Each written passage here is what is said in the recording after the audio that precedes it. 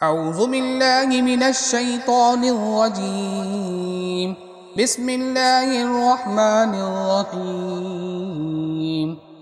لم يكن الذين كفروا من أهل الكتاب والمشركين منفكين حتى تأتيهم البينة رسول من الله يتلو صحفا مطهرة فيها كتب قيمة وما تفرق الذين أوتوا الكتاب إلا من بعد ما جاءتهم البينة وما أمروا إلا ليعبدوا الله مخلصين له الدين حنفاء ويقيموا الصلاة ويؤتوا الزكاة وذلك دين القيمة.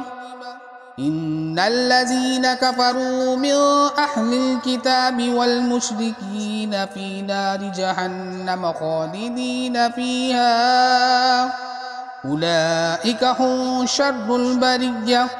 إن الذين آمنوا وعملوا الصالحات أولئك هم خير البرية جزاؤهم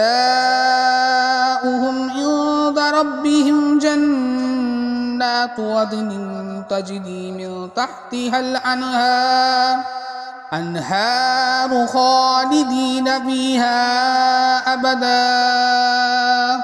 رضي الله عنهم ورضوا عنه ذلك لمن خشي ربه صدق الله العظيم.